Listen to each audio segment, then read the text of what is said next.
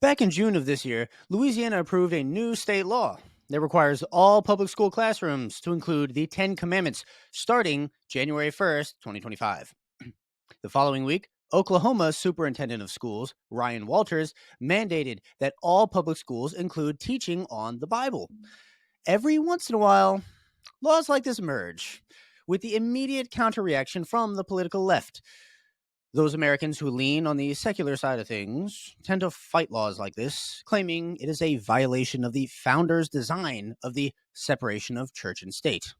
The modern understanding of what the founders believed separation of church and state to ideally be goes back to the 1947 case in the Supreme Court of Everson versus the Board of Education. Okay.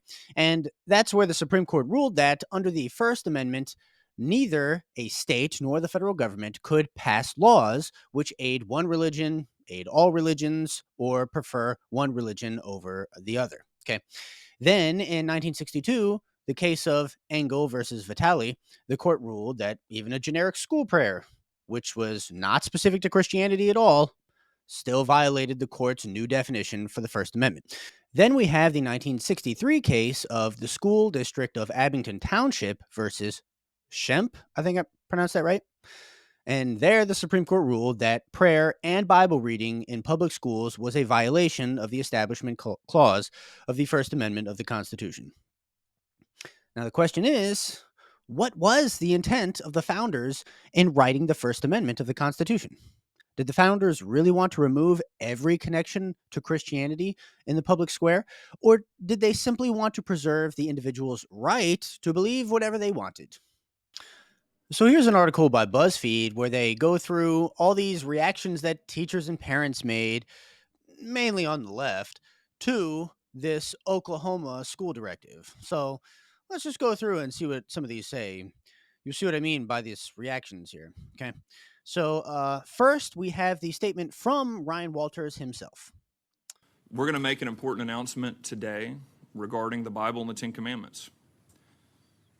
My staff has been looking at Oklahoma statute. We've been looking at Oklahoma academic standards. And it's crystal clear to us that in the Oklahoma academic standards, under Title 70, multiple occasions, the Bible is a necessary historical document to teach our kids about the history of this country, to have a complete understanding of Western civilization, to have an understanding of the basis of our legal system, and is frankly, when we're talking about the Bible, one of the most foundational documents used for the Constitution and the birth of our country. So we will be issuing a memo today that every school district will adhere to, which is that every teacher, every classroom in the state will have a Bible in the classroom and will be teaching from the Bible in the classroom to ensure that this historical understanding is there for every student in the state of Oklahoma in accordance with our academic standards and state law. Wow. That's pretty strongly worded, I must admit there. Pretty strongly worded. Okay, well, let's look at some of these reactions to it. All right, so we have this one person. All these are anonymous, by the way. But she says, or he says, I don't know. I assume it's a woman because the picture, I guess. I don't know. As a teacher, I find this horrific. I am a Christian, but I know that I am not qualified to teach about the Bible or the Ten Commandments. What about teachers who are Jewish, Muslim, Buddhist, or atheist, and so on? Isn't this against their religious freedoms and rights? I mean, I don't think that Oklahoma is going to mandate all the science teachers to now be experts with the Bible. That would be kind of counterintuitive, but they might maybe hire more people like me who have masters in divinity. They might do that. Or they might just say, no, but here's a curriculum that just goes through some of the history of the Bible and how it's been used in founding documents, how it's inspired our American culture, and you could just read through this every once in a while, or things like that. I mean, I think she's kind of, or he's kind of overstating this, but the last part is interesting. What about teachers who are Jewish, Muslim, or Buddhist, or whatever, an atheist? So is it? I guess they're saying that if a teacher has a specific viewpoint, they should then only need to say things that agree with that viewpoint. What if you have a teacher that has strange morals, something that the rest of us don't agree with, like with Islam? what if a teacher fully believes that we should all accept Sharia law? Should should we cater to that? Should we make it so they don't have to really say or do anything that would go against Sharia law? No, that wouldn't make any sense. Why? Because we have an American code of ethics. We'd like to keep that. I mean, that's part of our culture. It makes sense that that would be presupposed. I mean, if I were going to go be a teacher in Saudi Arabia, where they believe and enact Sharia law, um, and they don't give that many rights to women, and they're very harsh on gay people. Um, yeah, I wouldn't demand that they start changing to my set of morals. I wouldn't do that. And I don't think that would make sense. And so I'm not really seeing where this person's complaint holds much water. Okay, so let's move on. All right. I went to school to study the Bible for 16 years. I have a degree in theology. Ah, very good. Besides the fact that we should not be forcing one particular religion on people, the Bible is an extremely complex book. It's not like this will be as simple as reading out of a Greek mythology book from Barnes and Noble. Okay, there's a point to that. Theology can get complex, but again, you don't have to do that. You can just go through how it's played a historical role in the formation of our culture and in all of our founding documents, right? You could just do that.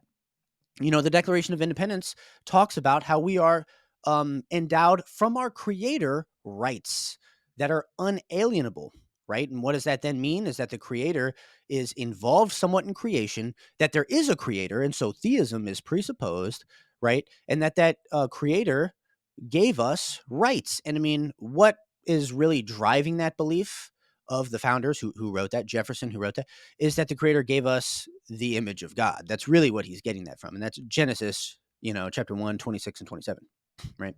Genesis chapter 9, right? Okay. So, yeah, you could just do that. You don't have to get into all this theology. I actually would expect this person to not have such a overstatement here. Yeah. Okay. The next one. All right. I'm just going through the bold sections here, but I'm an Oklahoman parent with a child in this mess. Superintendent Walters has been an utter disgrace to our state since the moment he was elected. Thanks, straight party voting. I don't know what that means. But dang, this person's kind of harsh. Okay, moving on. This is just one of his offenses that will lend itself to countless legal suits. He's an embarrassment with zero thought for anyone but himself. This action is in total opposition to what Jesus taught. Because forcing religion on people has always gone well. And this reminds me of something that the guy in number 2 said too. Forcing religion on people. The Oklahoma law, I mean, they could use it to force Christianity, but I don't think that's what they're doing. Based on what Walter said, I think they're just talking about our culture and the foundation for our culture. Why must we forget that that exists?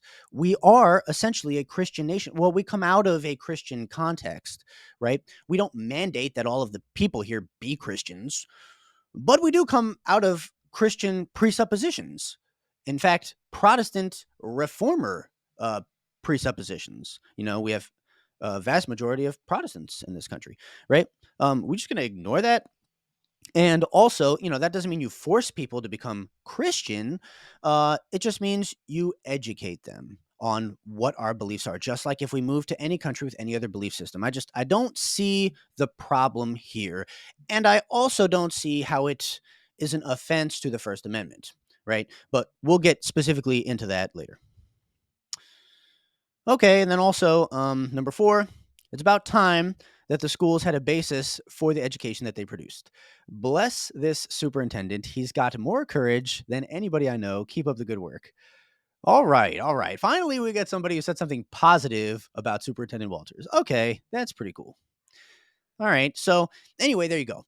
There's some of the negative feedback that you just inevitably get from the left anytime Christians seem to get close at all to the separation of church and state, or at least their ideal of what the separation of church and state actually means. Now, the Louisiana state government argues that the Bible was a crucial part of public school learning for 3 centuries of American history. You see, this is their answer to the critics. Now, to support this, The law specifically allows the Mayflower Compact and the Northwest Ordinance of 1787 to also be posted in classrooms along with the Ten Commandments. Of course, both of these historical documents uphold the claim that the Bible and its moral code is the foundation of American law and culture. Ryan Walters of Oklahoma also similarly argued that the Bible is a foundational document for our government. As a result, including biblical teaching in public schools, he argues, is not a matter of forcing religion on people, but of giving an accurate history lesson or an accurate lesson on government and our nation's moral code. What's very interesting is that founding father Benjamin Rush argued very strongly for, you guessed it, including the Bible in public schools. He himself was a physician who signed the Declaration of Independence and was a friend of Thomas Jefferson. He also founded 5 universities and is known as the father of public schools under the Constitution. It's quite a title. Here are some excerpts from his 1791 work, A Defense of the Use of the Bible as a School Book. He said, I promise to give you my reasons for preferring the Bible as a school book to all other compositions. I shall assume the 5 following propositions.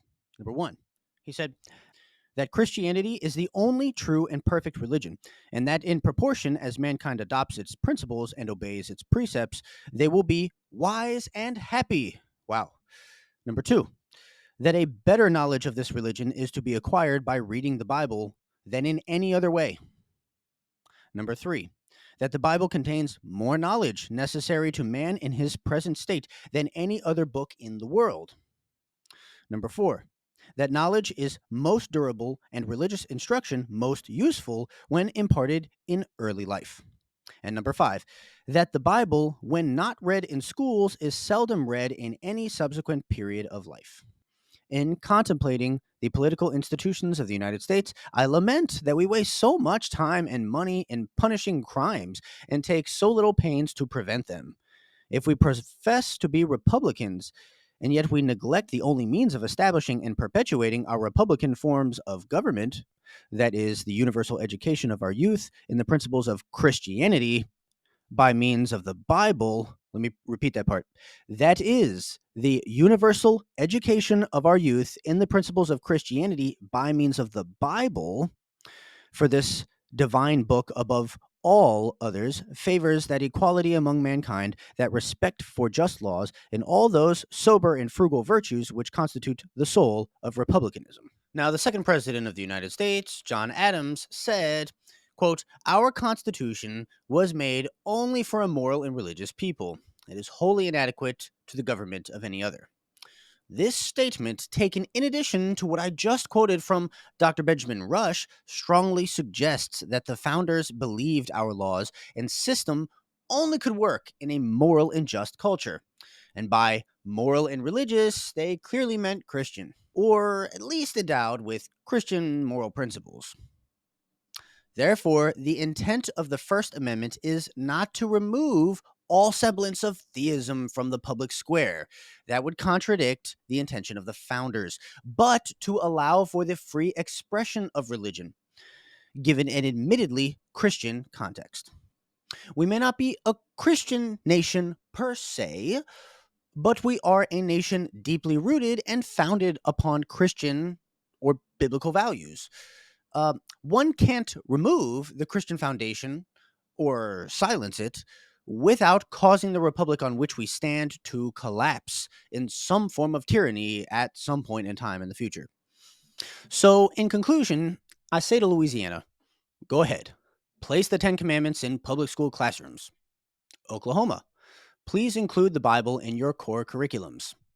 Fight for the cultural tradition that built our very country, and don't let the woke mob stop you. The purpose of this video is to establish the Christian foundation of America. We're not a Christian nation per se, in that all of our citizens are mandated to be Christians. We are not a Christian theocracy, nor should we be. However, since our founding documents and history are unashamedly Christian, it would be essentially un American to allow some other belief system to replace that heritage. Doing so would threaten to damage our government, built upon liberty and the God given rights of the individual. One cannot fully separate a nation's culture from its laws and government. At some point, one will affect the other. Wow, look at that. You made it all the way to the end. You're an interesting person. You can finish the things that you start. Hats off to you, sir. Please like and subscribe if you enjoyed this video. Please share it with your friends. Help us overcome the algorithm. We're a small YouTube channel. Please stay tuned. We're trying to put out a new video every week that brings glory to Jesus Christ. Thanks again for watching.